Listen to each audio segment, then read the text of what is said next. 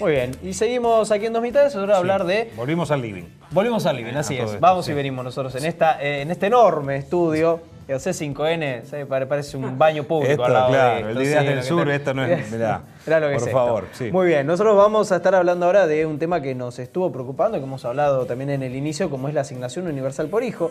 Propios datos del INDEC dicen que hay 200.000 personas, más de 200.000 personas que están recibiendo menos asignaciones. Para eso hemos traído a Inti Pérez Aznar, quien era director del ANSES regional aquí en la Ciudad de La Plata. ¿Cómo estás, Inti? ¿Bien? ¿Cómo les va? ¿Todo bien? Bien. Gracias por la invitación. Bueno, queremos tratar de entender un poco qué es lo que está pasando y por qué estas asignaciones. El ANSES ha reconocido que hay 200.000 personas menos que están recibiendo y se analiza de que es porque no se entregaron papeles, pero desde el CEPA dijeron no se están entregando los trámites porque muchos chicos abandonaron la escolaridad, abandonaron las escuelas. Mirá, a mí me parece que en primer lugar hay que hacer un diagnóstico de cómo está la seguridad social hoy en día. No por nada ANSES en los últimos meses fue noticia, por un lado porque se recortaron jubilaciones a personas que se les pedía pensiones, que acerquen papeles de jubilaciones que tenían hace 20, 25 años. A mí me contaron casos de abuelas, de amigos que 86, 87 años, que su marido había fallecido hacía 25 y tenían que ir a acreditar una partida de matrimonio y se habían casado en Rusia. Claro. O sea, cosas que son absolutamente ilegales, eran un derecho adquirido. En esos casos dijo que dio marcha atrás, no se sabe si realmente dio marcha atrás. Pasó lo mismo con las pensiones no contributivas, que son un derecho humano.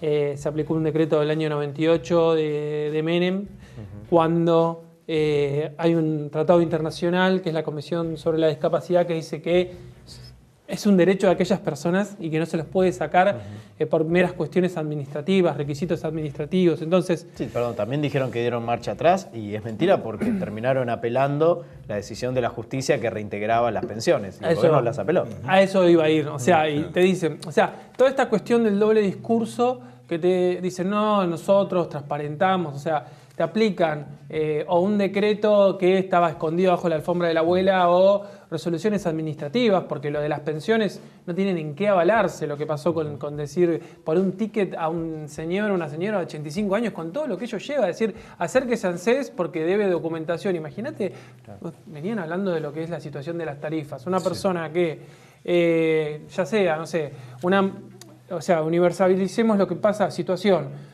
Una mamá que se le saca la asignación por hijo porque no acercó un papel, porque en muchos casos algunos de estos chicos tuvieron que salir a trabajar, porque está muy difícil la situación. Cada una de las personas que salen y que hablan de la situación que está pasando al país, o sea, Macri y Vidal han ido contra los que menos tienen, La contradicción de ayer a la noche veíamos a Elisa Carrió hablando de que en realidad había puestos de trabajo, pero esos puestos de trabajo no había gente calificada, pero a la vez esta semana echaron o renunció, no se sabe, la persona que estaba a cargo en la provincia de Buenos Aires de las escuelas técnicas diciendo que hubo un recorte fenomenal, y esto lo podemos atar al Progresar, por ejemplo, que hoy salió un informe de la Universidad de la UBA, de la Facultad de Ciencias Sociales, que dice que hubo un recorte también de 200.000 chicos que cobran el Progresar, chicos y chicas de entre 18 y 24 años, por muchos casos, o sea, chicos que no solamente van a la universidad, sino que también estudian un oficio. Entonces, estamos hablando de un gobierno que está hablando de los costos laborales, de que está aplicando un modelo en el cual se están importando papas fritas. ¿Quién iba a pensar, ellos que hablan de la Argentina, del trabajo, del campo, quién iba a pensar que íbamos a importar papas fritas? Yo creo que la seguridad social justamente tiene que ser mirada desde un lugar amplio, no solamente la asignación. Lo de la asignación es consecuencia de esto, de que en un momento de una crisis muy grave en nuestro país, una crisis social muy grave, con un gobierno nacional, provincial y municipal que están aplicando políticas de ajuste, hay muchos chicos que tienen que salir a trabajar y se les aplica un requisito formal como es acercar estos papeles al ANSES, pero no lo podemos quitar de estos otros derechos que fueron restringidos, ya sea a los chicos jóvenes, que cobran el progresar, a los padres y madres que cobran el derecho por el hijo de la pensión no contributiva, y a los jubilados y pensionados que a la vez el PAMI les está quitando medicamentos, o sea, se les están quitando medicamentos, se les están quitando tratamientos y a la vez les llegan tarifas de 2.000, 3.000, 4.000 pesos. Digo, antes en el corte estábamos hablando, tengo amigos que el martes les llegó a uno 4.500 pesos, al otro 4.800 pesos. Sí. Familias de 2, 3, 4 personas. Imagínate, estas tarifas también se aplican. Después te hablan de la tarifa social. ¿Quién puede creer que se aplica la tarifa social si no se puede confiar en esto que hablábamos? Te dicen, no, vamos a volver a marcha atrás a las pensiones no contributivas a discapacitados que hemos quitado por una resolución administrativa. ¿Quién puede creer que esa persona que cobra la asignación no le está llegando una tarifa altísima? Claro. ¿Cómo podemos creer en este gobierno que por resoluciones administrativas restringe derechos de hace 10, 15, 20 años? La verdad que es muy poco creíble. Tenemos algunas placas para compartir, ¿no? Exacto, porque era lo que hablábamos recién de la cantidad de gente que ha dejado de cobrar la asignación universal por hijo. Vamos a ver unas placas que muestran un poquito este cambio de época, ¿sí? A ver si la vemos ahora.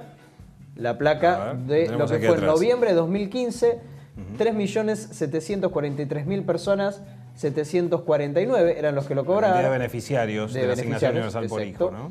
En enero del 2017, 3.980.755 personas. Acá hay que decir que ya se habían incorporado los monotributistas. Claro. Esa medida que había tomado Mauricio Macri. Todo esto pasó todo el año 2016, digamos. Exacto. ¿No?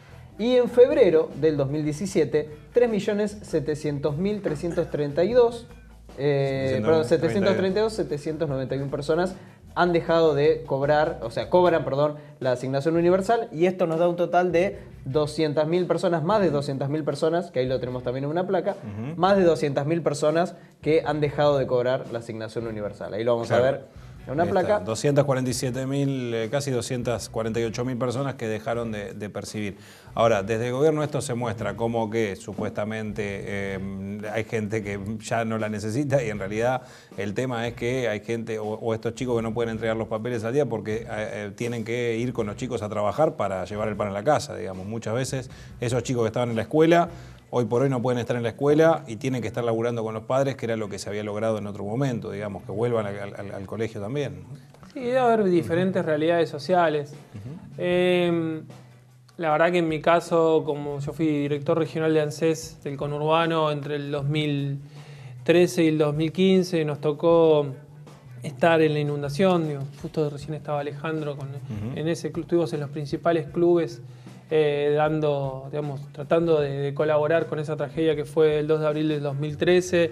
Y uno se acostumbró a que las personas llegaban al ANSES a buscar soluciones, a cumplir sueños, porque la realidad es eso, o sea, una mamá que llegaba con su hijo, cobraba, ANSES cubre desde que una persona está embarazada, que está, planteando un proyecto de vida, hasta los últimos años de un jubilado, o sea, cubre toda la vida de una persona. Un universo amplio. La construcción de la casa propia. Bueno, ahí también entra el Fondo de Garantía de Sustentabilidad. Se sancionó esta mal llamada reparación histórica, que es la no reparación histórica, porque la verdad que te vengan a decir, no, sacamos una ley y que una persona el cambio de haber sea de 20, 30, 50 pesos, como es la mayoría de los casos, y que el Fondo de Garantía de Sustentabilidad hoy en día, en lugar de utilizarse, como en aquel momento, como bien decías vos, por un lado, para que se puedan adquirir derechos como era el Procrear, en La Plata se hicieron casi 10.000 casas. O sea, vos ibas a un corralón, te decían, no, el Procrear lo que ha fomentado la economía, ibas a una casa de electricidad, era lo mismo, hablabas con un electricista, con un plomero, había laburo, mucho laburo, y eso era por una política pública que era con el FGS, el Fondo de Garantía de Sustentabilidad, se direccionaba la economía para que haya mayor consumo y para que se pueda cubrir el acceso a la vivienda, que también es un derecho que se cubría con el dinero, de la seguridad social de todos los argentinos y argentinas. Hoy en día esa plata se juega a la timba financiera y se están haciendo leyes cada vez más para ir de a poco descomprimiendo, sacando dinero, del Fondo de Garantía de Sustentabilidad, y se está proyectando, ya hay un decreto de necesidad de urgencia que designa, un decreto común de necesidad de urgencia que designa una comisión para hacer una reforma de la seguridad social. La verdad que en este contexto de restricción de derechos, que este gobierno, que lo único que hace es restringir derechos cada vez más, quiera sacar un código, a mí por lo menos como persona que transitó por ANSES y que me he especializado en derechos humanos, a mí me da mucho temor. Bueno, de hecho Triaca ya está analizando la idea de subir la edad jubilatoria. Digo, en el Ministerio de Trabajo se está analizando de pasar a 67 y a 65 años la edad jubilatoria. Digo, si eso no es un retroceso en materia de derechos para nuestros jubilados. Sí, el tema de la reforma laboral que también es uno de los temores de los trabajadores, ¿no? Digo, claro, todo en este mismo marco en el que vos nos relatás, ¿no? Es todo parte de una misma cosa, ¿no? Pero lo que pasa es que un gobierno liberal como porque yo creo que ya ni los liberales, yo creo que Smith debe estar dando vuelta en la tumba con estos tipos. O sea, estamos hablando de personas que, en primer lugar, cada día van coartando las prestaciones del Estado, los derechos que se le habían sido otorgados, porque nunca tenemos que dejar de decir esto. O sea, esto no era ni un plan, ni ningún regalo. Estos son derechos, porque hay derechos humanos, hay convenciones internacionales, digamos, está el principio de progresividad de derechos, todas estas cuestiones que hablábamos. O sea, a nivel universal, a los jóvenes entre 18 y 24 años se les está dando un impulso, porque es una cuestión, el desempleo juvenil es una cuestión mundial. O sea, si nosotros subimos la edad jubilatoria, primero estamos cortando los derechos de los adultos mayores, pero a la vez, digo, que se le va a ir quitando cada vez más un horizonte de laburo a aquellos chicos que se están formando. Es lo que está pasando en Europa, digamos. O sea, no hay los jóvenes, no sé, le digo, los chicos de 30 años, los jóvenes de 30 años viven con los padres, no pueden proyectar una vida. Digo, yo la verdad que orgullosamente digo, tengo 37 años. Muchos de las personas de las personas de mi edad, de mi generación, se iban al exterior allá por el 2000, 2001, y la mayoría volvieron porque había un horizonte de crecimiento en este país. Tuve la suerte de recibirme al poco tiempo, digo, que el proyecto de Néstor y Cristina Kirchner haber ingresado, digamos, como en el mundo laboral con ellos dos. Y había un horizonte, pero no solamente para mí, había un horizonte para el electricista del Progresar, para la mamá que trabajaba como costurera o como otra cuestión, o para el papá que hacía changas. Había un horizonte. Hoy no hay laburo, digo, no hay horizonte. Y además de eso, le sumás a los abuelos esta amenaza permanente de subir la edad jubilatoria, cuando la famosa reparación histórica, con todas las comillas del mundo, se quita, digamos, no es más una jubilación, sino que es un haber que se le da sin, por ejemplo, si con la reparación histórica, si se muere el cónyuge, como no es una jubilación, no tiene derecho a la pensión. Se corta ahí. Se corta ahí. Entonces, son todas trampas para ir quitándole los derechos a al universo de argentinos. Yo creo que estamos en un momento donde todos y todas tenemos que estar atentos, porque lo de la asignación es una cuota más de todas estas cuestiones, y la seguridad social como una mirada ampliada, como se hizo a nivel regional, digo, en Brasil con Bolsa Familia, en Bolivia, en Venezuela, en Ecuador, digamos, era un Estado que iba ampliando derechos. En este momento es un Estado, desde mi visión, estábamos hablando de un Estado benefactor, un Estado benefactor como los viejos Estados benefactores europeos que iban ampliando derechos. Ahora estamos hablando de un Estado gendarme que va restringiendo derechos, y esos derechos que los quita desde lo social los va aumentando desde un discurso de la inseguridad, de la policía en la calle, de la requisa permanente, del control social. Para mí eso es lamentable. Muchísimas gracias. Gracias por venir, muy bien. Nosotros vamos a ir a un corte. Sí, la última pausa del día de hoy. A la última pausa rapidito, y en el próximo bloque tenemos el Momento Espuma. Ya ven.